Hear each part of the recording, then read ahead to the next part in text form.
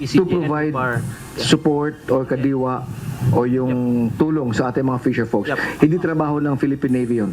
Hindi magde-deploy ng warship ang Philippine Navy sa mga ginagawang aktibidad ng Philippine Coast Guard at Bureau of Fisheries and Aquatic Resources gaya ng paghahatid ng tulong sa mga mangingisda sa West Philippine Sea sa ilalim ng kadiwa para sa bagong bayaning mangingisda program.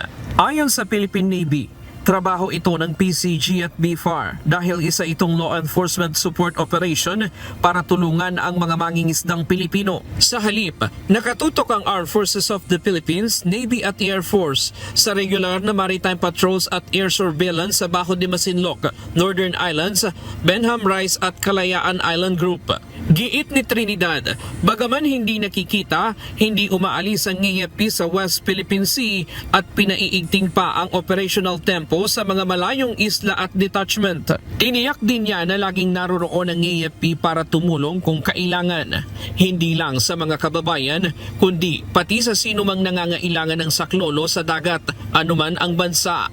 Yes, because I stated very clearly, it is a universal mandate.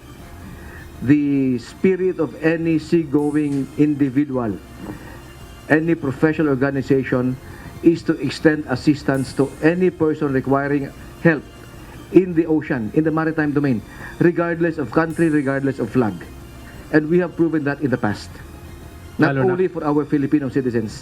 Kahapon, sinabi ni National Maritime Council spokesperson Alexander Lopez na hindi magde-deploy ang pamahalaan ng barko ng Philippine Navy kasunod ng nangyari noong August 11 kung saan ginamit ng China ang kanilang People's Liberation Army Navy Destroyer 164 sa panghaharas sa barko ng PCG.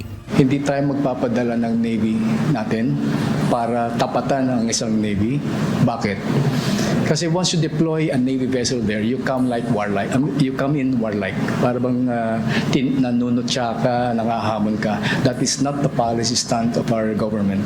So, hindi tayo magpo-provoke kasi we do not know what will happen if two Navy vessels are there.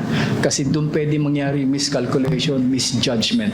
And that is the thing that we do not want. Giit nito, hindi karuwagan ang hindi pag-deploy ng Navy vessel, kundi kailangang pahupain ang tensyon sa lugar. Hindi naman nasasabi dahil hindi tayo nade-deploy doon na naduduwag tayo, hindi. We are just being prudent, we're just being practical. And we do not want this a situation to escalate. And if ever it escalates, it is not to the best interest of our country. It is not even to the best interest of China for that matter and to the region. So we might as well tone it down and bring it down to a level that we can manage. Nauna nang sinabi ni National Security Advisor Eduardo Año na ayaw ng bansa na magsimula ng gulo sa West Philippine Sea. Pero nakahandang sumuporta ang AFP sa PCG at BFAR sa pagsasagawa ng law enforcement operations. But there is no change of strategy that unahin natin gamitin yung armed forces kasi ang ating armed forces ready to defend our country. So yun ang role nila. For now, this is law enforcement. Samantala, ayon sa Philippine Navy, nagbabago ang aksyon ng China kung saan bumababa ang agresyon nito sa tuwing nagsasagawa ng maritime cooperative activity ang Pilipinas kasama ang ibang kaalyadong bansa.